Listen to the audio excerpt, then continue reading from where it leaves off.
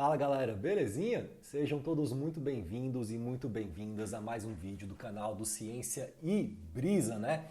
Estamos aqui então tentando retomar esse processo de gravação de aulas para o YouTube, né? Confesso que eu perdi bastante assim do meu momento que eu vinha ali adquirindo ao longo da pandemia, principalmente depois desse retorno, né, ao presencial. Eu acho que a gente meio que voltou com tudo de uma maneira muito intensa e, na verdade, a gente está todo mundo assim muito sobrecarregado, eu tenho sentido, sabe? Muito demandado de atividades, assim, parece que não tem mais tempo, assim, um tempo que eu sentia que eu tinha na pandemia e que era importante ali para mim, assim, até mesmo como parte de um processo criativo, de produção de conteúdo e de movimentação assim de ideias acadêmicas, né? E que era, sei lá, acho talvez uma questão de eu aproveitar assim o meu tempo ali de uma maneira mais útil. Parece que agora eu não tenho mais tempo para nada, assim, depois que a gente meio que voltou para o presencial, assim, tenho sentido, inclusive, que a pandemia teve um impacto gigantesco assim sobre o cenário que a gente está tendo meio que consertar agora, assim, porque está catastrófica a situação.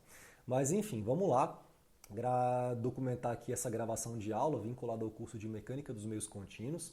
Essa é a nossa primeira aula e é uma aula introdutória na qual eu quero basicamente apresentar para vocês o que seria, né, o objeto de estudo desse curso. Eu acho que é importante a gente começar bem do começo mesmo, sabe? Essa primeira aula assim, é uma aula que tem como objetivo plantar uma imagem, assim, um cenário na mente de vocês, né? Talvez até mesmo também trazer algum tipo de sentimento, assim, para que você tenha mais ou menos uma noção do que esperar aqui ao longo desse semestre, tá?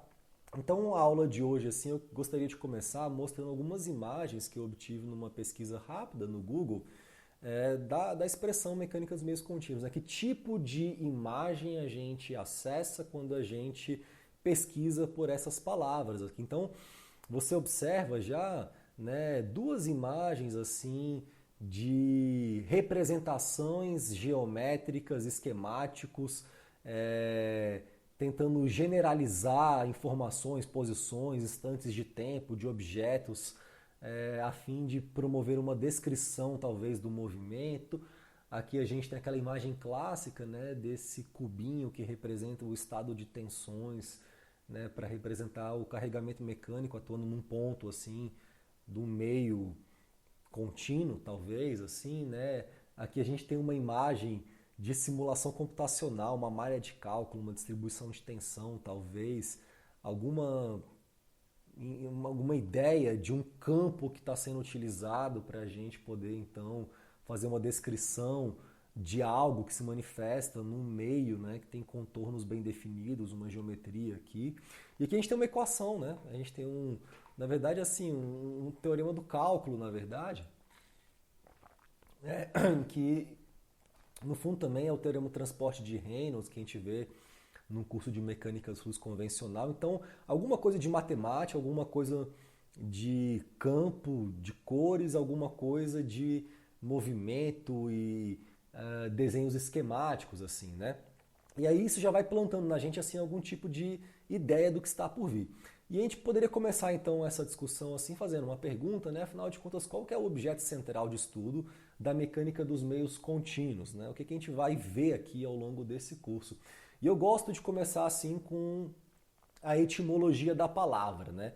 Então, quando a gente pega contínuo, a gente tem uma junção de duas palavras, com, né, que significa junto, alguma coisa próxima disso, e tênio, mantido. Então, contínuo é alguma coisa que parece que está sendo mantida meio que junta, assim, né? Seja lá por qual força, né? Ou conjuntos de forças, né, atuando para que isso aconteça. Quando a gente olha para o dicionário, a gente tem algumas definições assim bem diretas, né? Alguma coisa que não esteja dividida na extensão, então no tamanho, não tem interrupção, não tem divisão, é uma coisa contínua, não interrompido dentro de um tempo estipulado, então alguma coisa no contínuo não só associado ao espaço, mas também ao tempo. A gente vai discutir isso daqui na aula de hoje, que eu acho que é uma discussão até mesmo assim filosófica interessante. Algo que perdura sem interrupção, algo que é constante, né? Então, quando a gente pensa naquela definição assim de fluido, né? Introdução à mecânica dos fluidos. O que é um fluido? Um fluido é um material que se deforma continuamente sob a ação de uma tensão tangencial qualquer. Então, a palavra contínuo ali, ela surge na própria definição, né, de fluido. Então, isso planta na gente essa ideia de que o movimento de um fluido ele tem um certo senso de continuidade, né? Quando você olha também para essas linhas assim de corrente, para esses padrões de movimento que eu pus nessas imagens aqui, né? Você percebe que não tem buraco na coisa, né? Esse movimento do fluido ele tem um aspecto de algo que a gente consiga reconhecer facilmente como contínuo. Então, parece que para a gente, ou pelo menos para as nossas lentes de percepção da realidade, o contínuo existe.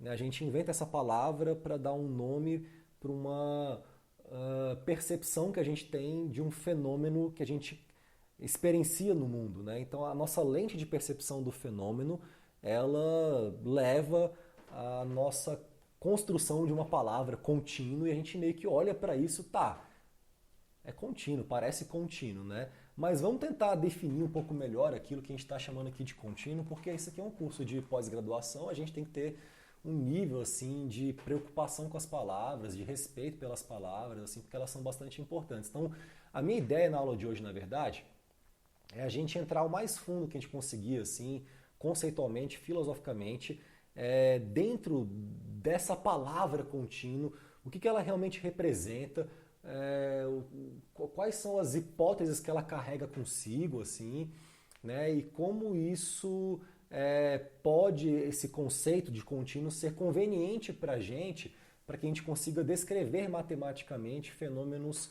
complexos, né, usando uma teoria, uma abordagem matemática generalizada do contínuo, tá? Então a gente vai começar com um pouco de filosofia, assim. Eu acho que isso é uma coisa que me motiva, né? Eu sinto que a gente vive um cenário assim tão triste, né? De falta de incentivo assim à pesquisa, à ciência, condições muito precárias assim físicas, de infraestrutura nas universidades, né? Uma depreciação muito grande assim da atividade, né, do cientista, enfim, que se a gente não se divertir assim, pelo menos gravando uma aula, não faz muito sentido assim, né? Então se a gente também assim não tenta se estimular e se motivar como professor enquanto está dando aula, tentando aqui trazer as coisas de uma maneira um pouco diferente para a gente não morrer de tédio, aí não faz sentido se não for assim para mim, sabe? Então eu vou me permitir aqui ao longo da condução desse curso fazer um esforço máximo assim para ser autêntico e trazer as coisas da maneira que eu acho interessante, assim, porque senão não tem graça, assim. E eu gosto muito de filosofia, então eu vou trazer sempre que possível algumas ideias, alguns conceitos assim um pouco mais filosóficos para tornar esse curso interessante, inclusive para mim mesmo, assim, tá? É isso. Bom, então eu trouxe aqui algumas frases assim que eu queria discutir com vocês, tá? Então a primeira frase aqui é desse livro Vectors, Tensors and the Basic Equations of Fluid Mechanics, do Rutherford Aris, que é um excelente livro de mecânica dos meios contínuos, assim, é um livro que eu recomendo como referência bibliográfica assim, para esse curso, tá? Não seria a minha referência bibliográfica principal, mas é uma segunda referência assim, importante, além da principal, que eu vou falar sobre ela também aqui ao longo da aula de hoje, tá? Então, assim, eu vou trazer essas ideias, essas frases, junto com algumas fontes e informações, assim, até para auxiliar vocês que querem acompanhar esse curso em termos também de bibliografia. Então, a primeira frase do Rutherford fala o seguinte: a ideia de um meio contínuo é uma abstração, ou seja, não existe, a gente inventou isso, é uma abstração. Existe só no campo da nossa cabeça, porque segundo ele, a física moderna nos leva a crer que a matéria é composta de partículas elementares. A gente sabe, né, do átomo, assim, Demócrito já postulava isso 600 anos antes de Cristo. Né? Dessa forma, a matéria em si não é contínua e suas propriedades são apenas médias tomadas sobre um grande número de moléculas. Então essa frase, assim, ela traz pra gente a ideia de que se a gente for olhar realmente para a realidade, tal qual ela realmente parece ser, para além dos limites da nossa lente de percepção sensorial, da visão, né? Mas já no campo assim, de algo muito mais profundo que a visão, que é a abstração, que é esse espaço que a gente consegue acessar usando matemática e algum nível de formalismo. Assim. Quando a gente acessa essa realidade da matéria, ela aparentemente não é contínua. Tem partículas elementares, tem átomos, tem partículas subatômicas, existem leis que organizam como essas partículas vão se comunicar entre si, vão formar estruturas mais complexas, né, vão dar origem a um dado material que tem um certo comportamento mecânico, uma certa condutividade térmica, ou um líquido que tem uma viscosidade, né, X, Y, Z. Mas no fundo tudo isso assim são manifestações, né, de eventos que na sua estrutura interna não são contínuos. A matéria em si não é contínua. Qualquer tipo de propriedade, ele fala aqui em propriedades, são apenas médias tomadas sobre um grande número de moléculas. Então é aquela questão que eu costumo falar para os meus alunos assim, que uma molécula não tem febre, porque ela não tem temperatura. Né? Eu falo da febre porque quando você está com febre, você fala, né, a sua mãe chega lá, teu pai te dá um termômetro, tu põe embaixo do braço, tu vê lá, pá, 41 graus, tá. Esse é um número, é uma coisa mensurável, é temperatura local, então estou com febre. Eu, ser humano grandão, cheio de moléculas, assim, né, nessa estrutura que tem uma coesão, uma separação entre a minha cabeça e o resto, contínua, eu tenho molécula pra caramba. Então eu tenho molécula o suficiente para que eu pegue um termômetro, coloque num ponto aqui, e a agitação térmica de um monte de molécula ali na superfície do sensor de medição vai gerar um processo físico de troca de calor, e isso, na verdade, gera uma mudança na tensão, na microvoltagem do teu sensor termopacto está ali na ponta, isso vira uma informação, isso vira um número de temperatura. Você mede, mas no fundo aquilo que você está medindo é uma consequência já de um processo muito mais complexo que acontece na estrutura interna da matéria, assim. Né? Então, molécula não tem temperatura, porque para que eu tenha temperatura, eu tenho que ter um número suficientemente grande de moléculas para tirar uma média dessa energia cinética de flutuação na escala molecular, e isso então ser traduzido numa propriedade que a gente também inventa, que a gente chama de temperatura, tá? Pois bem, tem uma outra frase interessante que eu peguei assim de um artigo dos anos 60, do Daller e do Scriven, lá na Royal Society of London, que é um artigo muito bacana chamado Theory of Structured Continua. E nesse artigo eles tentam propor uma teoria matemática bem geral, estruturada do contínuo. E é quase que um artigo filosófico, mas com uma matemática bastante densa, assim, em que eles vão discutindo todos os princípios formais da física clássica, como eles podem ser representados assim numa teoria bem geral e estruturada de um meio contínuo, assim. Então eles tentam fazer assim argumentos que conectem questões da microestrutura, assim, micro com a questão macro já da resposta contínua do material, né, ou de materiais, de modo geral. Então ele fala assim, né, nesse trabalho generalizamos a teoria clássica do contínuo a fim de fornecer um procedimento sistemático para tratar em maiores detalhes as manifestações macroscópicas de eventos subcontínuos, sem sacrificar a conveniente abordagem da teoria de campo. Eu acho essa frase maravilhosa, assim, e desde que eu vi essa frase pela primeira vez, assim, estudando esse artigo para entender melhor o mecanismo físico que aparece em fluidos magnéticos e que é muito pouco abordado, assim, por qualquer tipo livro de mecânica dos fluidos, assim, não magnéticas, né?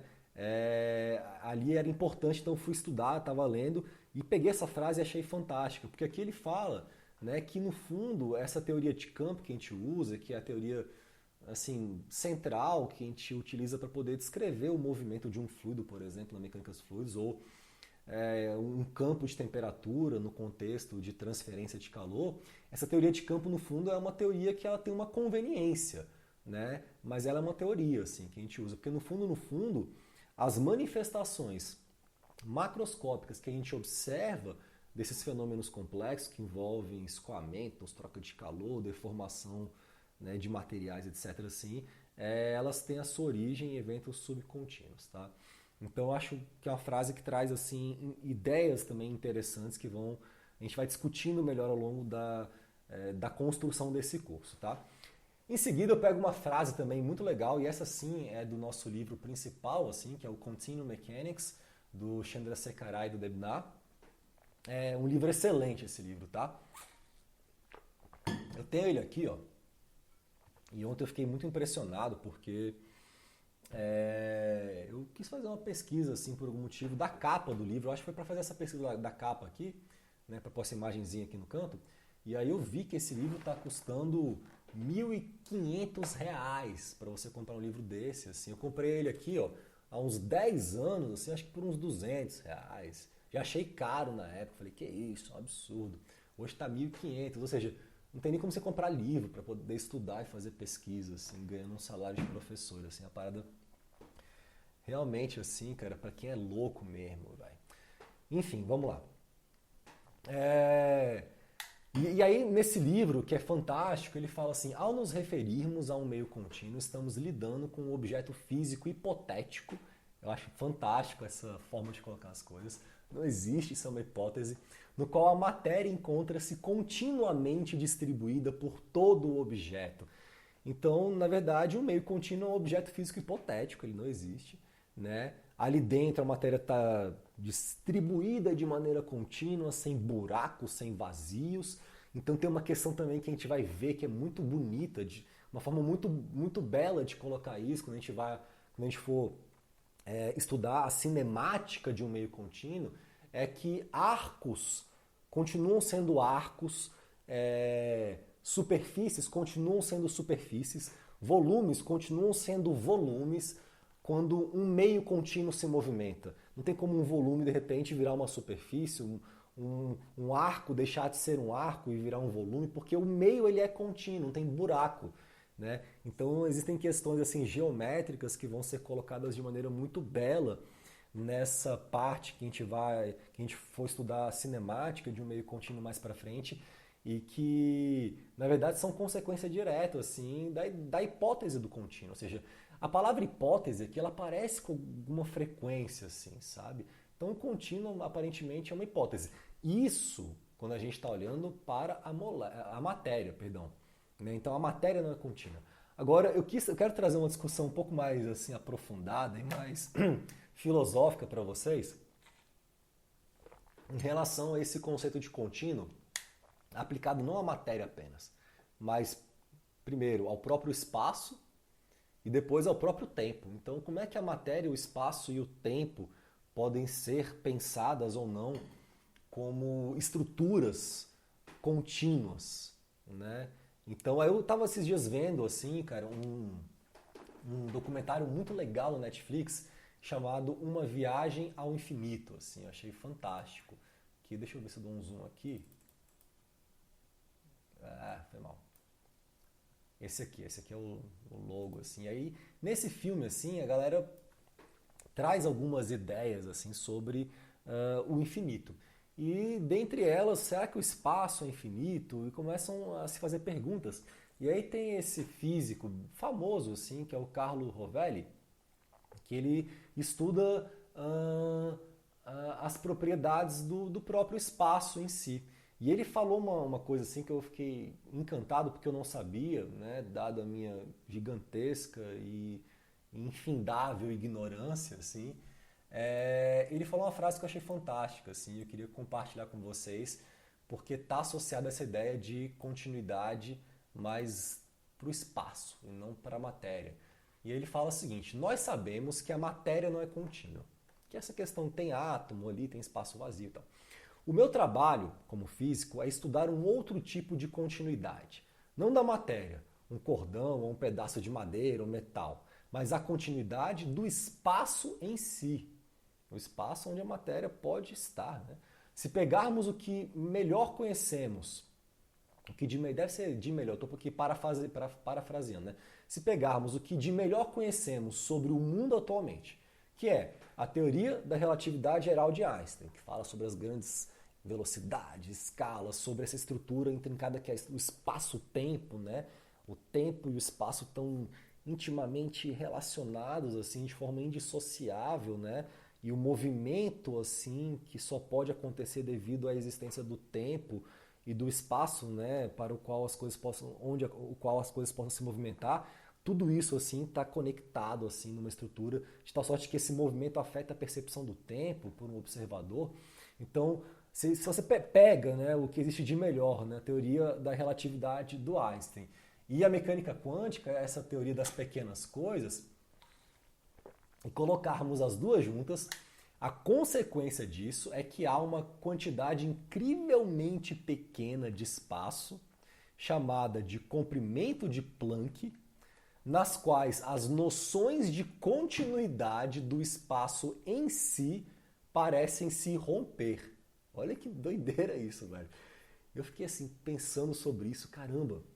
Eu não sei, tem alguma coisa nessa física teórica assim, né, muito avançada assim, que desperta um certo nível de fascínio quase que esotérico assim, porque lida com questões assim muito avançadas assim, uma espécie assim material, né, cheia de limitações, que não consegue se organizar socialmente, que faz guerra, que é confusa, que não sabe o que importa, que se comporta como rebanho, ter a capacidade de ter uma galera no meio dos doidos, capaz assim de pensar assim, sabe, em coisas tão abstratas assim, com um nível de sofisticação tão grande assim, eu acho isso fascinante assim, né? Eu tenho um certo fascínio assim por essa questão assim, apesar de ser bastante limitado assim no meu entendimento dessas questões da física moderna, tá?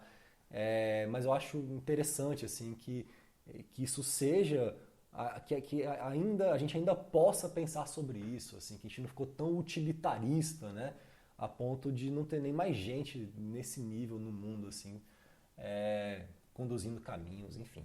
E então ele fala essa ideia assim, né, e no final ele fala assim: vejo como se Deus não houvesse desenhado o universo em linhas contínuas, mas de forma pixelada. Então parece que o próprio espaço em si talvez não seja contínuo. Esse comprimento de Planck é uma distância assim, muito pequena. Acho que é 10 a menos 33, assim. É uma coisa absurdamente pequena. Eles falam nesse filme aí que se você pegasse, por exemplo, um átomo assim, e ampliasse na escala do universo observável, essa proporção gigantesca, né, de razão, o comprimento de Planck seria, sei lá, o tamanho de uma árvore para esse universo, assim, para esse átomo, né? Então, assim, ele é muito menor que o próprio átomo, assim, sabe? Muito, muito, muito, muito menor. Né? Se o átomo fosse o universo, ele seria uma árvore, né? Nesse universo, assim. Então, que ele é pequeno, assim, mas talvez, assim, existam indícios, assim, científicos sérios de que o próprio espaço em si pode não ser contínuo, né? Pois bem, até agora a gente tem falado sobre a ideia de contínuo, assim, pensando na matéria e no espaço. E aí vem uma questão: e quanto ao tempo? Né, o tempo é uma questão muito mais complexa, na verdade, assim, é um problema muito mais sério de você lidar, muito mais difícil de você falar sobre, assim. Mas eu quero trazer, assim, aqui, só como curiosidade, já que a gente está falando sobre essa ideia geral do contínuo, e esse é um curso de mecânica dos meios contínuos, e hoje é uma aula de introdução, para a gente trazer aqui algumas ideias assim sobre o tempo e sobre a continuidade do tempo, né? Então eu trouxe aqui algumas informações que eu acho que são interessantes. A primeira delas para Aristóteles, como é que ele pensava sobre o tempo, né? Então, para ele, o tempo ele é percebido junto ao movimento. Essa é uma ideia interessante assim. Se você tivesse, por exemplo, um universo estático, um universo sem movimento, e pudesse tirar uma fotografia desse universo, essa fotografia ela representaria toda a eternidade, porque não tem movimento, porque ele é estático. Então a percepção de tempo ela depende de movimento, né? Não, então existe uma coisa maior na qual o tempo se encontra, que é o movimento, e que nos ajuda a perceber que ele existe, o tempo. E ele fala então que o tempo é uma espécie de número, pois ele é contado, e é contado a partir de sua unidade, que demonstra que o tempo é um contínuo que se manifesta a partir de diferentes agoras, mas que, no entanto, são sempre o mesmo. Como assim? São diferentes, mas é o mesmo. É diferente porque está trocando o tempo inteiro, o agora, A gente está aqui no agora. E aí, para o agora deixar de ser agora, alguma coisa que ainda não é agora vai ter que passar a ser agora, né? Então, quando esse instante tá para nascer, para ocupar o lugar de um instante atual, esse instante atual ele tem que sair de cena. Eles nunca coexistem assim, dois instantes, né? Então, um instante ele é solitário. Então, ele é sempre o mesmo, porque está sempre sozinho, né? Mas são diferentes instantes que vão dando um certo senso de que existe o tempo, de que ele é contínuo, de que ele flui continuamente. Olha que doideira pensar sobre isso, né? A gente não para às vezes para pensar em questões assim básicas. O que é o tempo? Assim, é uma questão séria. Um ser humano que passa a vida inteira e não se pergunta isso seriamente e não chega pelo menos próximo de achar que está ficando um pouquinho louco quando ele vai muito a fundo nessa questão, ele, para mim, é um desperdício, assim, sei lá. Enfim, para Santo Agostinho, né, que foi um grande filósofo assim do período medieval, o tempo seria uma construção ou elaboração do espírito, sem existência fora dela. Então, ele vai na questão do tempo como algo inerente ao espírito, à própria consciência, né, que aqui ela se vale do tempo como um recurso para se construir, né, para se elaborar, para se transformar. Então, o tempo, assim, num sentido espiritual profundo, né, de um recurso que uma grande inteligência nos dá para que nós possamos, através dele, construir o nosso espírito, para que ele possa ser elaborado, assim. Né? Então, no mundo em que o espírito vem, encarna e tem aqui uma experiência, ele tem que ter o tempo para ter essa experiência. É uma visão profunda e bonita, assim, muito linda, assim, sobre o tempo, né? Eu sou muito fã, assim, de Santo Agostinho. Eu acho um cara inteligentíssimo, assim. E para Kant, que já é um filósofo, assim, alemão, epistemologista, né, e tal, ele tinha uma ideia interessante de que o tempo é um recurso da razão e não um conceito empírico. Eu acho fantástico, assim, porque, na verdade, o que o Kant quer dizer com isso é que a razão, essa ferramenta que nós possuímos para poder olhar para o mundo, perceber, interpretar, dar um sentido, explicar, dar coesão e se comportar em meio a ele, assim, né? A razão, ela, na verdade, tem algumas características, assim, e algumas propriedades meio que inerentes, intrínsecas à própria razão, assim. E uma delas é de que ela percebe e entende os fenômenos porque ela se pauta numa certa noção de espaço-temporalidade dos fenômenos. Então você observa o fenômeno acontecendo, você vê uma maçã e aí de repente a maçã cai. Então você percebe mudança no espaço, ao longo do tempo. E essa percepção da mudança, então, te leva a entender o fenômeno, formar ideias sobre esse fenômeno. Então a própria elaboração da razão, ela se vale do tempo, ela está presa no tempo. Então, na verdade, o tempo é um recurso que a razão usa para dar sentido para as coisas do mundo. É uma visão profunda, assim, na verdade, sobre o tempo, não como algo em si, mas como um recurso da razão, assim, para poder explicar o fenômeno, né? Eu acho uma ideia fascinante, assim, tira da gente essa ideia da física, assim, newtoniana, de o tempo como uma variável independente, né? Eu acho que, enfim, tem o seu valor aqui provocativo, né? Mas o resumo dessa obra aqui é de que talvez assim a própria continuidade do tempo também seja uma hipótese. A gente não sabe muito bem falar sobre o tempo, né? Quanto mais sobre se ele é ou não contínuo. Então, o meu resumo é: na mecânica dos meios contínuos, trataremos a matéria, o espaço e o tempo como contínuos. Apesar de já sabermos que, primeiro, a matéria não é contínua, isso a gente realmente sabe, o espaço pode não ser contínuo, e o tempo, né, assim, apesar dele estar meio que atrelado ao espaço dentro desse contexto da teoria da relatividade geral, ele, na verdade, ele traz uma questão filosófica muito mais séria, obscura, assim, da qual eu pouco me sinto capaz para falar sobre. Então aqui a gente vai lidar como se o tempo fosse uma coisa contínua, tá? Flui de maneira contínua.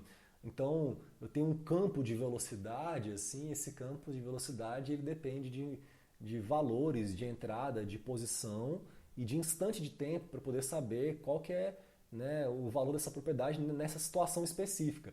Então ali as funções matemáticas que vão descrever esses campos vão ser funções contínuas, diferenciáveis, etc. e tal, tá? Perfeito. Fiquem tranquilos que ao longo desse curso eu não vou ficar só falando de Aristóteles e de filosofia não, tá? Eu vou trazer matemática, que a gente vai... esse curso é bastante matemático, na verdade, tá, pessoal? Pois bem, então aqui, assim, eu acho que o que importa é a gente deixar bem claro que o contínuo ele não é uma realidade intrínseca à natureza, mas ele é uma hipótese que a razão formula para poder tentar explicar as coisas que ela capta do mundo, tá? Já que ela é uma hipótese, a gente vai então se referir a ela como hipótese ou aproximação do contínuo, assim. É muito comum que em aulas introdutórias de cursos de mecânica dos fluidos, por exemplo, a gente tem aqui essa questão da hipótese do contínuo. A gente trata isso assim como uma questão importante para o cara entender assim sobre quais bases a gente constrói a mecânica dos fluidos que a gente usa para poder descrever os fenômenos de interesse aí, industriais, na engenharia, etc. Pois bem, então vamos aqui tentar apresentar em melhores detalhes assim essa hipótese ou aproximação do contínuo. Aqui eu fiz uma figurinha, eu vou dar um zoom aqui para a gente poder agora falar sobre essa figurinha com um pouco mais de calma e tal. Então aqui eu desenhei o meu sisteminha de eixos.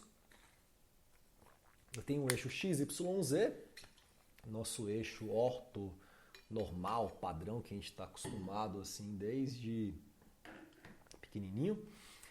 E eu tenho um corpo aí, um corpo material B, tá, que eu desenho aqui de verde, que ele tem uma geometria qualquer aqui, contínua. Uma dimensão característica L maiúsculo, então esse L representa meio que uma escala de comprimento característica desse corpo contínuo, uma escala macroscópica na verdade. Eu tenho um ponto P0 que está centrado numa posição X. Essa posição X é um X vetor, tá? Então aqui embaixo eu tenho assim as componentes escalares desse vetor X, vale x na direção é x, y na direção é y e z na direção é z, ou seja, com uma informação de 3 números x, y, z, eu defino um ponto nesse espaço cartesiano, tá? Essa coordenada do ponto, que eu estou ali centrado em relação a origem do meu sistema de coordenadas, eu vou chamar de coordenada euleriana. Também tem o nome de coordenada espacial ou coordenada de laboratório. São sinônimos, na verdade, tá? Euleriana, em homenagem a Euler, espacial, porque ela está associada à identificação de um ponto no espaço. Ela não está muito preocupada, inclusive, nem se tem matéria nesse ponto, ou se não tem, ou se tem alguma coisa acontecendo. Não importa, é um ponto no espaço, assim. Se vai ter um corpo ali, aí uma outra história. Para ela, meio que pode ter, pode não ter, não importa, tá? E aí, se a gente faz uma aproximação nesse ponto P0, eu vou ter aqui então, já dentro desse ponto, já sabendo que a matéria não é contínua, que ela tem elementos subcontínuos, eu vou ter umas bolinhas assim, tipo uns átomos ali, pá, né? E esse vetor X, ele estaria centrado nesse ponto, ou seja, já estou colocando que esse ponto, assim, quando eu dou uma lente de aproximação, estou chamando de ponto, mas tem um volume ainda ali onde tem coisas, né, moléculas, espaço possível para que eu tenha átomos, moléculas, etc. O centro dele é em x, mas eu vou definir um outro vetor aqui, cara, um vetor y, que é um vetor auxiliar.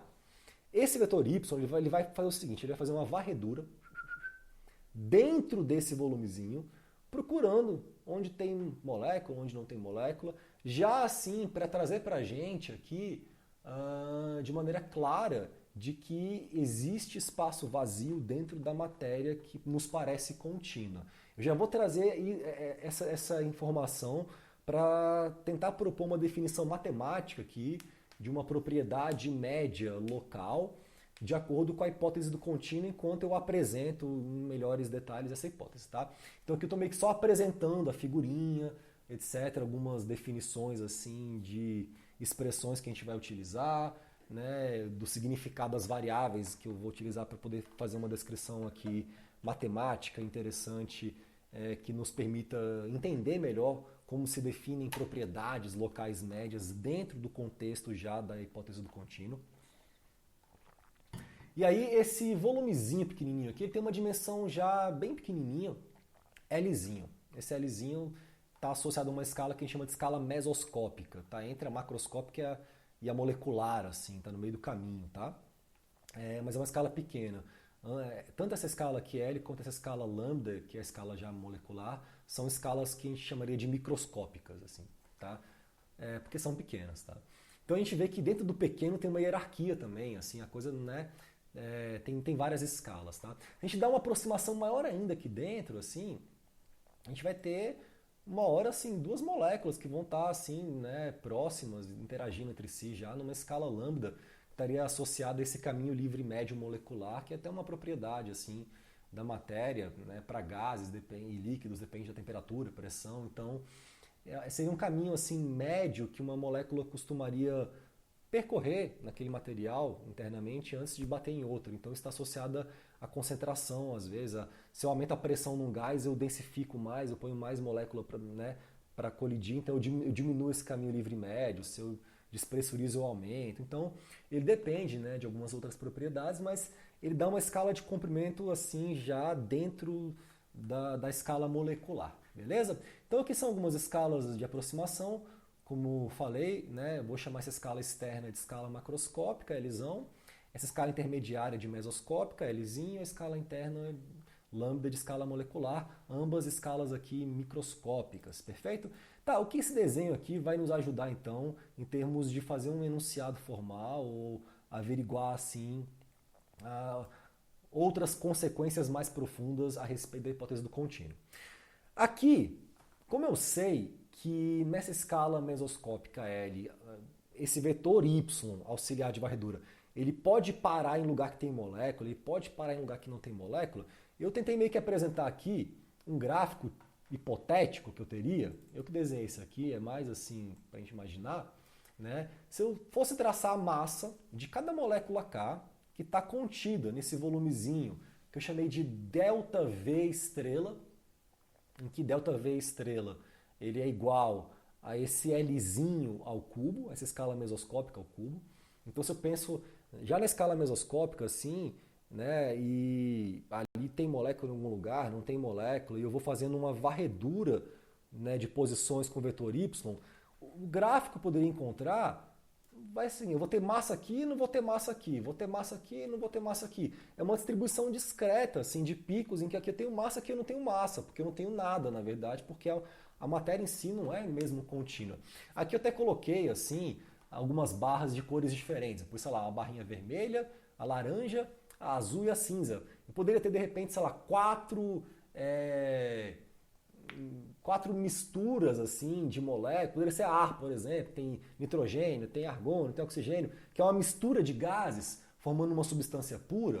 Eu poderia pegar uma substância pura formada por uma mistura de gases, eu teria assim, aqui encontrei uma molécula de tal elemento, aqui encontrei uma molécula de outro elemento. Então se eu tivesse 4 elementos diferentes, eu pus 4 coresinhas para falar que as massas que eu iria encontrar não seriam as mesmas e nem os locais onde elas estariam ali distribuídas assim. Eu teria vários tipos de espécies químicas possíveis diferentes de moléculas. Então, teria moléculas K, em que K varia de 1 até N, em que N é o número de espécies químicas ali, por exemplo, numa mistura poliatômica, sei lá. Só para representar possibilidades aqui. O fato é, cara, que não é contínuo. Teria aqui massa, aqui não tenho massa e tal. E como é que a gente poderia assim, trazer isso, representar isso matematicamente? Vocês vão perceber o seguinte, pessoal, que grande parte da energia que a gente gasta num contexto de um curso de mecânica dos meios contínuos, ela é empreendida, na verdade, na construção de uma visão matemática generalizada que consiga falar sobre o movimento por uma perspectiva da hipótese do contínuo. Então as generalizações assim de ideias básicas e centrais assim por uma perspectiva matemática robusta, elas são parte integrante assim do ferramental que a gente vai utilizar aqui ao longo desse curso. Então seria já interessante a gente pegar essa primeira ideia simples assim e colocar ela de uma maneira matemática mais geral, tá? Então como é que a gente poderia, né, num primeiro momento, pensar em definir aqui a massa específica local desse material? A primeira forma assim possível é falar, cara, a massa específica desse material, na posição X ali, então veja, tem um material que tem um campo de massa específica, né? Esse cara é um campo já. Isso já é uma ideia assim, velho, profunda, tá? Até recomendo assim, eu tenho um curso aqui nesse canal de fluidos magnéticos, e nesse curso eu falo sobre as equações de Maxwell, deduzo elas, interpreto e tal. E nesse processo eu apresento assim uma equação que é a equação de continuidade de carga elétrica, que é uma das equações de Maxwell, e que na verdade ela se baseia numa ideia muito incrível, que é a ideia de que na realidade as cargas elétricas elas são também todas discretas. Eu tenho ali tipo o próton, né, alguns prótons, aqui eu tenho elétrons, mas assim, eu tenho partículas elementares mesmo. A questão é que muitas vezes eu tenho uma quantidade muito grande de partículas elementares. Então você cria o conceito de densidade de carga elétrica, que é uma tentativa de criar uma variável contínua para lidar com a manifestação de uma quantidade muito grande de eventos subcontínuos. Então tem uma porrada de carga elétrica ali, um monte. Tá, em vez de lidar, pô, carguinha aqui, 1, 2, 3, vamos criar um campo de carga elétrica, que já seria uma coisa contínua. Aqui é a mesma ideia para massa específica. Tem um monte de massinha ali, em espaço vazio, massa, espaço vazio, massa. Cara, vamos falar de uma densidade aí, porque é muita molécula, vamos criar um campo, inventar uma propriedade, né, já contínua, mas que tem a sua origem numa questão discreta. Então a primeira maneira de você representar isso matematicamente é falar isso, que a massa específica vai ser 1 sobre um ΔV, um volume, né, que multiplica o somatório de K de 1 até N, né, de todas as massinhas MK. Somatório de K de 1 até N de M subíndice K. Né? Então aqui seria uma maneira de você representar isso daí. Agora isso aqui tem alguns problemas, se a gente for ser bem rigoroso. Assim. O primeiro delas é que volume que é esse ΔV? Né? Então aqui eu queria trazer uma problemática assim, que eu pensei em apresentar na forma de um experimento mental. Tá? Então bora comigo. Imagina que a gente faz o seguinte experimento mental. Você tem uma sonda de medição de massa específica com dimensões variáveis. Então, você conseguiu construir uma sonda muito simples, de repente uma balançazinha muito pequenininha, em que eu tenho vários tamanhos de sonda, eu coloco isso aqui na água, por exemplo, ela mede ali a massa contida num volume pré-definido ali, divide massa por volume e tem aqui a densidade. Só que essa sonda, assim, hipotética, ela pode ter qualquer tamanho, velho. Inclusive tamanho de molécula, coisa que hipotético. Então tem vários tamanhos possíveis para essa sonda, tá? E ela varia de 0, o ΔV, o volume da sonda, varia de 0 até lisão. Desde uma dimensão que nem existe, assim, passando pelas moléculas e tal, chegando até a lisão. Vamos imaginar como é que seria o comportamento das leituras de massa específica que a gente teria, né, se fossem lidas por essa sonda, conforme a gente vai variando esse volumezinho ΔV. Como é que tipo de curva a gente teria? Né? E aí, eu tentei plotar aqui na minha cabeça o que eu acho que ia acontecer. Deixa eu aumentar aqui. Eu acho que a gente teria um negócio mais ou menos assim, velho.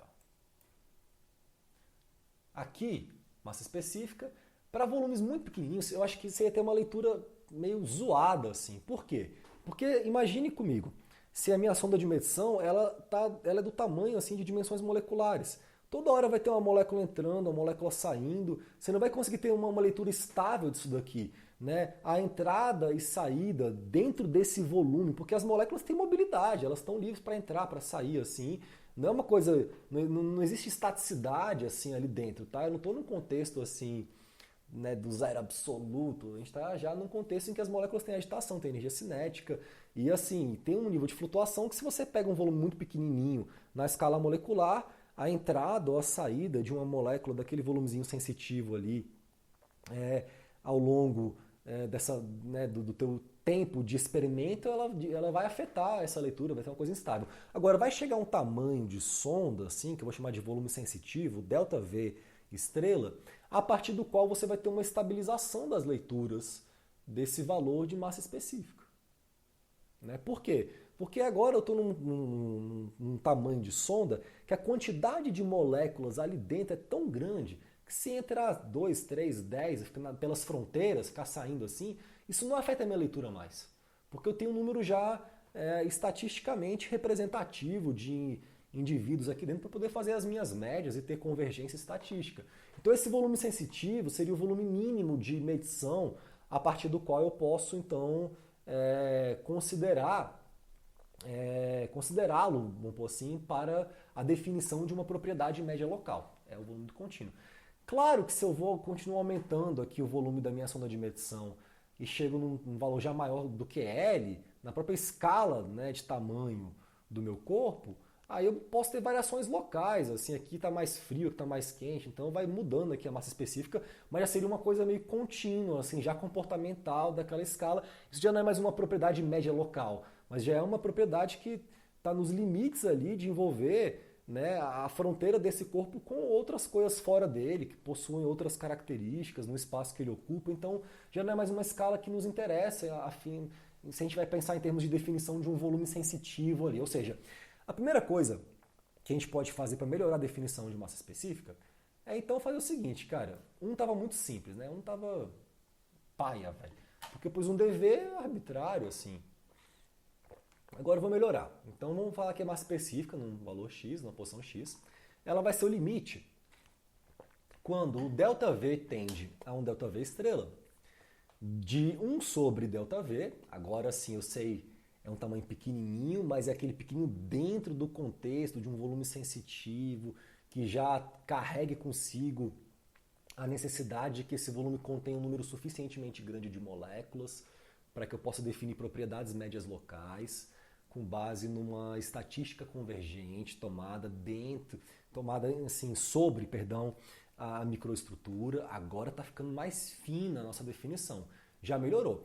Só que ela ainda aparece para a gente de uma maneira assim que eu não estou conseguindo representar isso elegantemente de maneira contínua.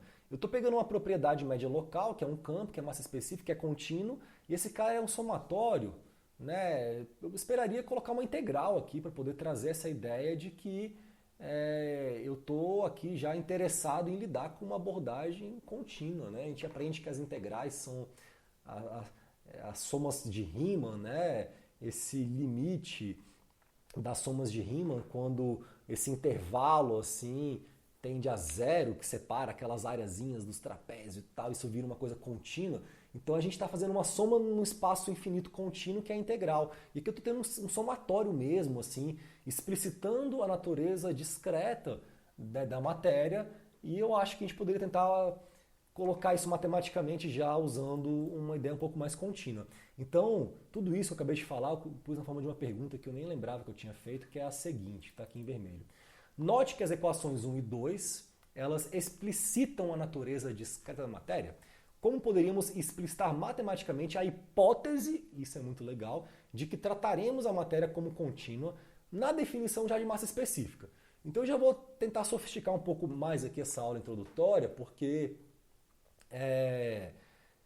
assim, não é porque a gente está falando de um assunto que ainda é introdutório, que a gente vai ficar, né, naquela coisa muito banal, assim, porque eu acho que a gente não precisa, assim, se trata dessa maneira, assim, a gente pode tentar ir um pouco mais profundo para se divertir no processo. Então, para fazer esse jogo, eu quero então usar uma ideia que é muito legal, que é a função delta de Dirac, que é uma função matemática que foi criada porque em algum momento, assim, algumas ideias demandaram esse nível de abstração, precisou-se criar uma função que não existia, que tivesse algumas propriedades específicas que seriam convenientes na explicação de alguns fenômenos físicos, né? Depois eu recomendo que vocês leiam, tem um livro que é do Lighthill, que é Funções Generalizadas e Transformadas de Fourier, eu acho, assim, que é um livro bem fininho que ele fala um pouco da história das funções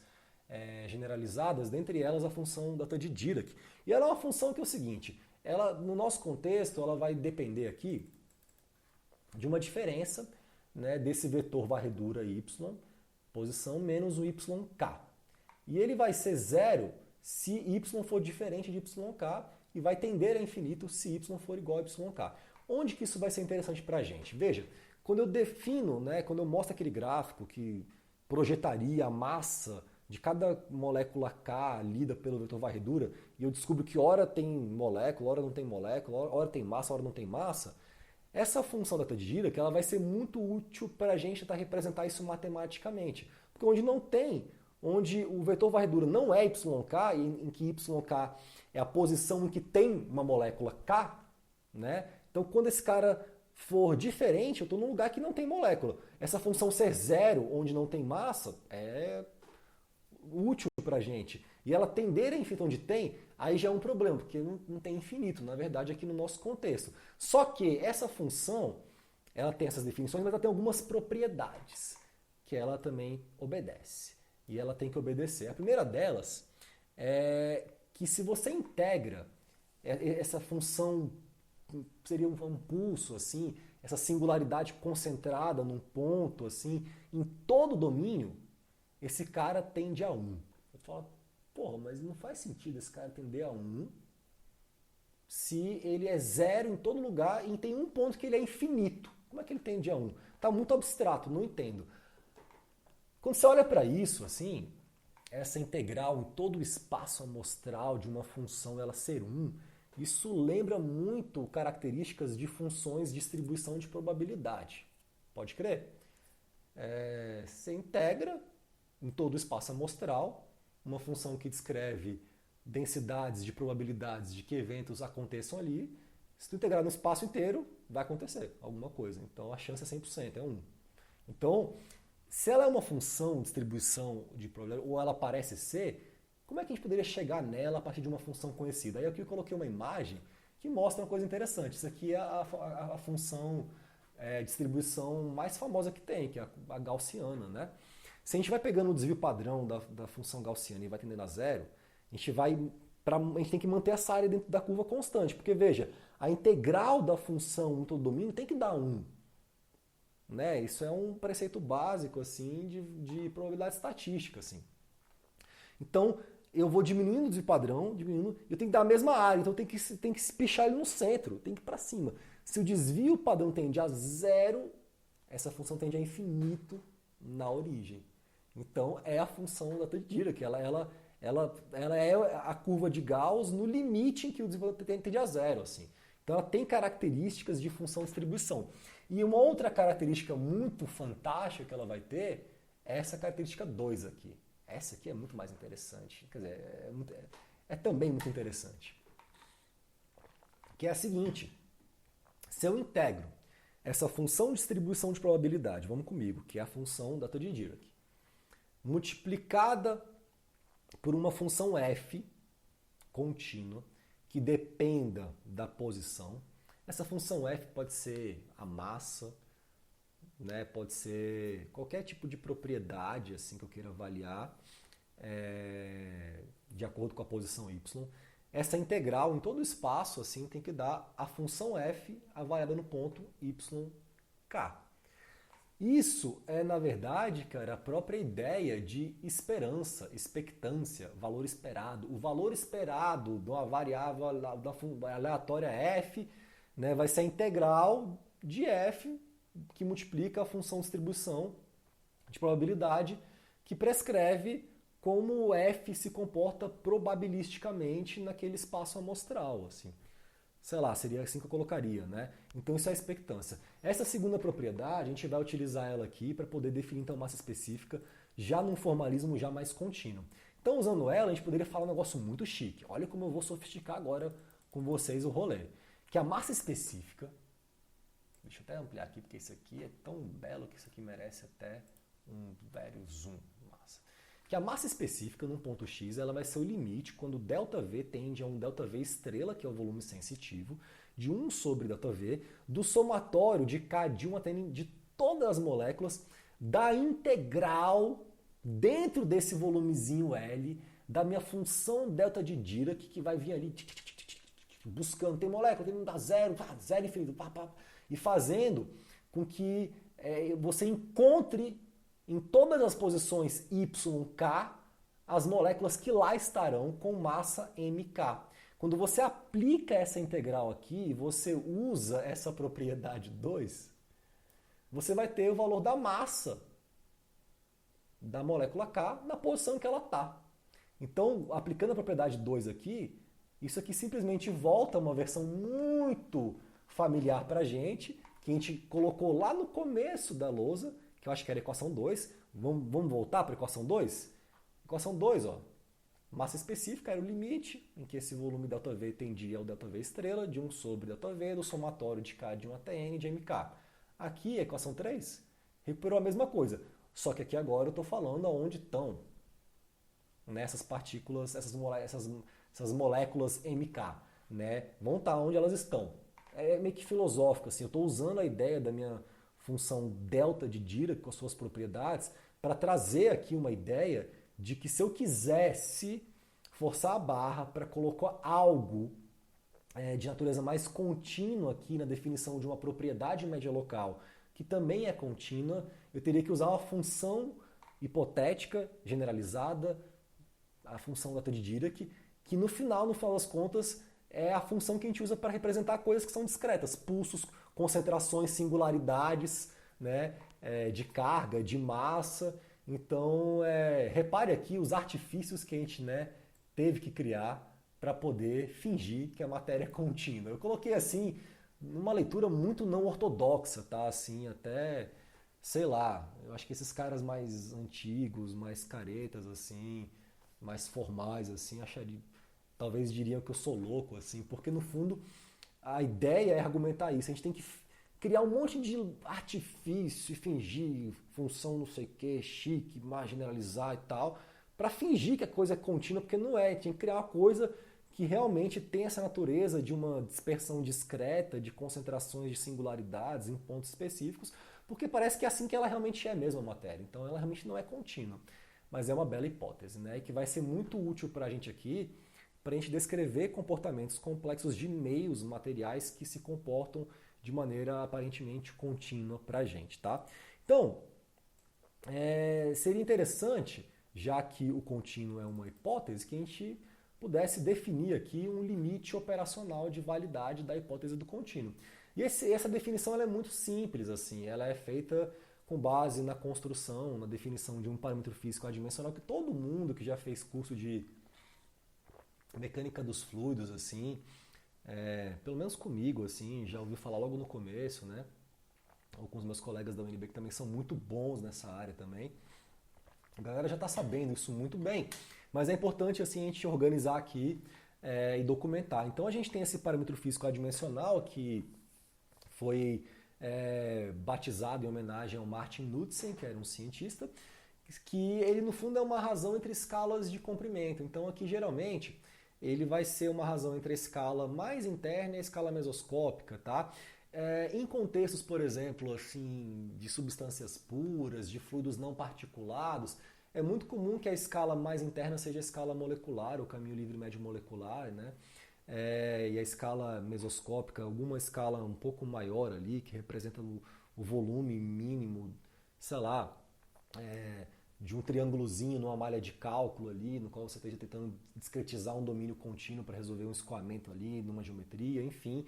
Mas em contextos, por exemplo, particulados, fluidos bifásicos, monofásicos, sangue, que tem partícula, hemácia, essa escala mais interna ela pode ser uma outra escala que não seja molecular, tá? Então não tem que estar restrito à escala molecular. É uma razão de duas escalas mais internas do material. E se essa razão for muito baixa, menor do que 10 a menos 1, a gente convenciona que ali você pode usar essa aproximação do contínuo. Então vamos dar aqui um exemplo que eu acho legal na hemodinâmica, né, que é esse estudo assim do sangue. Quando a gente olha para o sangue, esse fluido, né, que está aqui que nos faz viver, ele, do ponto de vista reológico, ele é um plasma que parece muito com água e tem ali um monte de hemácia, assim, né, essas células que têm esse formato bicôncavo, que elas têm uma elasticidade, se deformam e, enfim, elas possuem um comportamento mecânico muito interessante, assim, que viabiliza a nossa existência, né, nesse plano como seres que possuem sangue, coração e sentidos e vida. Então elas têm mais ou menos as hemácias da ordem de 8 micrômetros de dimensão característica. Eu vou chamar essa escala de uma escala interna lambda cell, da célula. E na macrocirculação, se tiver veias grandes ali, você vai ter às vezes vasos de 500 micrômetros ali, sabe? 0,5 milímetros, é isso mesmo? 500 vezes 10 a menos 6, 2, 10 a menos 4 metros. Tô com a cabeça muito ruim para fazer conta nesse momento. Mas enfim, vai dar ordem de poucos milímetros por aí. Essa razão, e eu acho interessantíssimo, porque a galera acha que assim, eu, por ser engenheiro mecânico, faço conta mó rápido, mas às vezes eu não tenho nem assim, interesse em fazer a conta. E aí eu percebo que quando eu começo a fazer assim, eu não acho interessante, aí eu meio que desisto assim no meio, meu cérebro desiste, sei lá o que acontece. Mas enfim, se a gente pega essas escalas características aí e vai calcular uma razão entre essas duas escalas, 8 para 500 dá 0,016. Tá, então né, deu menor do que 10 a menos 1, poderia tratar o sangue aqui nessa escala de vasos de 500 micrômetros assim como se fosse um fluido contínuo, com propriedades contínuas, uma viscosidade do sangue, uma coisa assim, né? E fazer um CFD, uma simulação ali com propriedades médias do sangue numa malha de volumes finitos para ver o comportamento do sangue num canalzinho ali, esquentar. Beleza, você pode fazer isso, usar Navier-Stokes, finge que é contínuo. Agora, se você vai entrando na microcirculação, velho, em que os vasos vão ficando muito pequenininhos, e aí eu peguei aqui essa imagem desse artigo, Numerical Simulation of the Three-Dimensional Dynamics of a Healthy and Hardened Red Blood Cells Passing Through a Stenoized Microvessel. Ou seja, o cara tem assim um vaso, um microvaso, que tem uma estenose, que é essa deformação ali, às vezes forma uma placa de gordura ali, e aí forma essa diminuição na área de passagem, né, do sangue. E na microcirculação você pode ter vasos ali de 10 micrômetros, assim, quase o tamanho da própria célula, que ela tem que passar ali, velho. Elas formam uma fileirinha, passam uma por uma. Tem uma galera que faz simulação numérica super sofisticada para estudar esse movimento, para entender como é que isso pode estar associado à manifestação de algumas doenças, né, que alteram a geometria da hemácia, até porque como a hemácia vai se deformar aqui depende das características mecânicas da membrana da hemácia. E as excitações, os carregamentos mecânicos que ela vai receber vão estar associados a esse fluido que está em torno da hemácia, que no fundo é plasma, que parece meio que água, e como esse fluido se movimenta, escoa, interage com a geometria desse canal aqui. Então, ter uma gordura aqui, uma restrição de fluxo, isso vai afetar o movimento do escoamento aqui em torno. Isso pode gerar entupimento mesmo, assim, de regiões importantes da microcirculação, que podem levar nutrientes ao rim, a órgãos que têm, né, muitos vasinhos pequenos. Então ali, para eu entender essa dinâmica, se eu for calcular o número de Knudsen, dá 0,8. Então aqui não é contínuo, cara. Aqui você não pode fingir que o sangue tem uma viscosidade. Porra nenhuma. Aqui tem um plasma, que tem uma viscosidade, aqui tem uma membrana de um material lipídico, que tem características, né, específicas, propriedades diferentes, elasticidade. É meio que um sólido, mas tem talvez um comportamento viscoelástico na membrana. Não sei, é um material muito complexo, mas eu não posso, assim, usar Navier-Stokes para todo mundo. Tem que usar Navier-Stokes, talvez, sei lá, para a região branca, que tem o plasma aqui. Usar alguma abordagem numérica para comunicar no contorno de cada hemácia como ela vai perceber o fluido.